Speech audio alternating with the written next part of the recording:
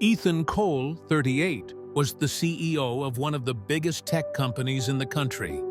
His office, perched atop a sleek skyscraper in the heart of the business district, had floor-to-ceiling windows that offered a breathtaking view of the city. Power, wealth, and respect. There was nothing he didn't have.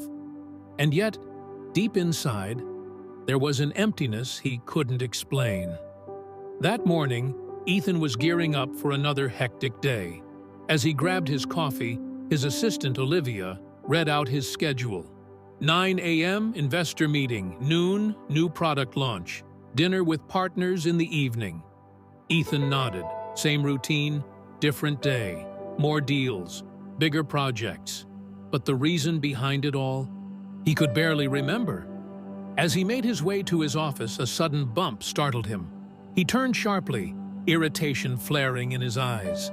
An elderly man stood in front of him, gripping a cane. His unfocused gaze made it clear he was struggling to see. "Sorry, young man," the old man said, his voice calm yet firm. Ethan scowled. "You should watch where you're going," he snapped. Olivia quickly stepped in.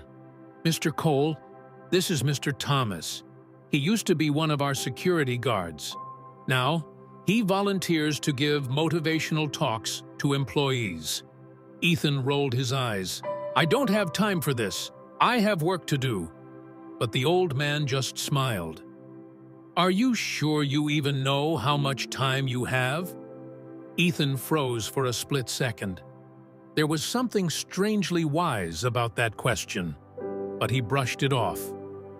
"I'm a CEO. Time is my most valuable asset." Mr. Thomas nodded. "Is that so? Then I challenge you to a test, to truly see what you own." Ethan scoffed. "A test? From a blind old man? Ridiculous." Without another word, he walked away, dismissing the encounter as a waste of his time. What he didn't know was that his life was about to change forever. Ethan thought he had quickly brushed off Mr. Thomas's words, but as the day went on, they kept echoing in his mind. "I challenge you to a test, to truly see what you own." What did that even mean? Ethan had been tested his whole life. He had excelled in school, crushed his competition in business, and now ran a billion-dollar empire. And yet, for some reason, unease settled in his chest. That evening, on his way home in his private car, he found himself stuck in traffic. Bored, he gazed out the window and noticed a familiar figure sitting on the corner. An old, worn-out coat draped over his shoulders, a cane resting beside him. It was Mr. Thomas. With a sigh, Ethan signaled his driver to pull over. He stepped out and walked toward the old man. "Are you following me?" he asked, half amused, half annoyed. Mr. Thomas smiled. "No, Ethan, but I see that you're still thinking about what I said." Ethan crossed his arms. "All right, what's this test? What's your angle?" The old man took a deep breath, his voice calm and steady. "I want you to spend 3 days with me, but without your world. No phone, no money, no status. Just you and the real world." Ethan laughed. "You're joking, right?" "I don't have time for this." "I think you do," Mr. Thomas replied, unfazed. "The real question is, do you even know what you truly have? Is it your possessions that make you valuable, or is it who you are?" Ethan rolled his eyes, but deep down, something told him he should say yes. With a deep breath, he nodded. "Fine, 3 days, but if I don't get anything out of this, don't ever bother me again." Mr. Thomas simply smiled. "Deal." Ethan had no idea what he had just agreed to, but those 3 days were about to change his life forever. The next morning, Ethan arrived at their meeting spot, wearing a simple t-shirt and jeans instead of his usual tailored suit. He had left his phone, wallet, and watch at home. He felt exposed, vulnerable, like a king stripped of his crown. But this was just a game, right? He'd play along for 3 days, then return to his empire. "Where are we going?" he asked as he followed Mr. Thomas down the street. "First, you need to see the real world," the old man said. "We're taking the bus." Ethan frowned. "The bus? You've got to be kidding me." Mr. Thomas simply stepped aboard, leaving Ethan no choice but to follow. With a sigh, he climbed in and found a cramped seat by the window. Just weeks ago, he had added a fleet of luxury cars to his company. Now he was stuck in a crowded, stuffy bus. "This is ridiculous," he muttered. Mr. Thomas shook his head. "Millions of people do this every day, Ethan. It may be an inconvenience to you, but for them, it's survival." Ethan stared out the window, watching the city go by. But for the first time, it looked different. Between the towering office buildings were tiny mom-and-pop stores. Homeless people huddled in alleyways. Workers rushed down the sidewalks, exhausted but determined. They got off at a small diner. "Hungry?" Mr. Thomas asked. "Starving," Ethan joked. The place was nothing like the high-end restaurants he was used to. No white tablecloths, no extravagant menus, just wooden chairs, a faded counter, and a simple menu hanging on the wall. "This is my favorite spot," Mr. Thomas said with a grin. "Best sandwiches in town." They ordered and sat down. Ethan watched the people around him. A retired man reading the newspaper. A woman in a work uniform feeding her toddler. Every person who walked in greeted someone, sharing smiles and conversations. "Seems like everyone knows you," Ethan observed. Mr. Thomas nodded. "Because we take time to know each other. This is a community. In your world, people barely remember each other's names." Ethan thought about his office. He knew his employees by their titles, their performance reports, but had he ever truly seen them? Their sandwiches arrived, and Ethan took a bite. It was simple, but somehow, it was one of the best meals he'd ever had. Mr. Thomas smiled knowingly. "Sometimes the best things in life are the simplest, Ethan, but you have to slow down to notice them." Ethan didn't respond, but for the first time in a long while, he was starting to listen. And this was just the beginning. After finishing their lunch, Ethan and Mr. Thomas stepped back onto the bustling streets. But this time, Mr. Thomas led him down roads Ethan had never walked before, the parts of the city that lacked the glamour and wealth he was accustomed to. "Where are we going today?" Ethan asked curiously.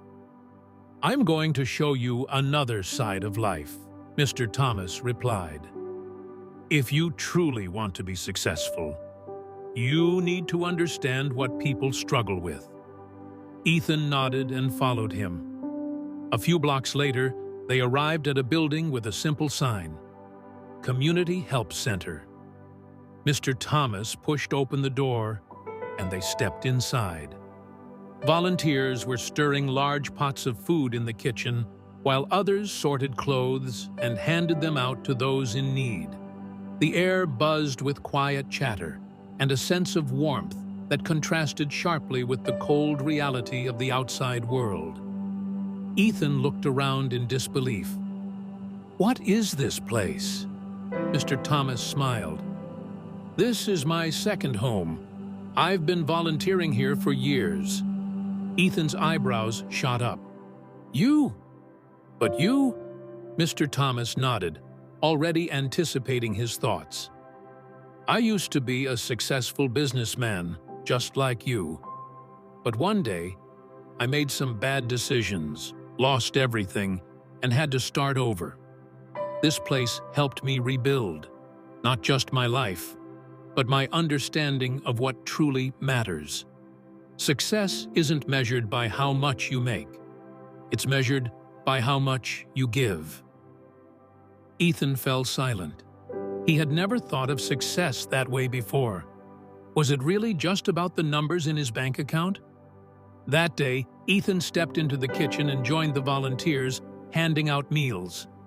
As he placed each plate in front of someone, he noticed something different: gratitude in their eyes, a kind of fulfillment he had never felt from signing a $1 million deal. And for the first time in years, Ethan felt something new: purpose. The next morning, Ethan found himself knocking on Mr. Thomas's door. "What are you going to teach me today?" he asked, his voice carrying a newfound eagerness. Mr. Thomas smiled.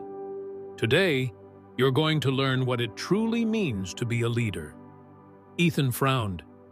"I already am a leader." Mr. Thomas shook his head. "Being a boss and being a leader are two very different things, Ethan. A boss gives orders. A leader inspires, supports, and uplifts. Do you simply command your employees, or do you truly care about their lives?" Ethan had no response. That day, Mr. Thomas took him to small businesses across the city: a family-run bakery, a neighborhood repair shop, a local tailor. Ethan spoke with the owners and workers, listening to their struggles, their dreams, their fears. Slowly, he started to realize something. Success wasn't just about reaching the top. It was about lifting others along the way. By the end of the 3 days, Ethan felt different. The world around him hadn't changed, but the way he saw it had. He turned to Mr. Thomas. "I've spent my entire life chasing the wrong definition of success." Mr. Thomas smiled knowingly. "If you've realized that, then my lesson is complete." Ethan extended his hand, shaking Mr. Thomas's firmly. "Thank you for this experience. From now on, I don't just want to be wealthier. I want to be better." Returning to his company, Ethan was no longer the same CEO. He took the time to talk to his employees, to understand their struggles and ambitions. He implemented changes to make the workplace fairer and more supportive. He used his resources not just to grow his company, but to give back to the community. And years later, when a journalist asked him, "What's the greatest lesson that led to your success?" Ethan simply smiled and said, "Real success isn't just about what you achieve for yourself. It's about the difference you make for others."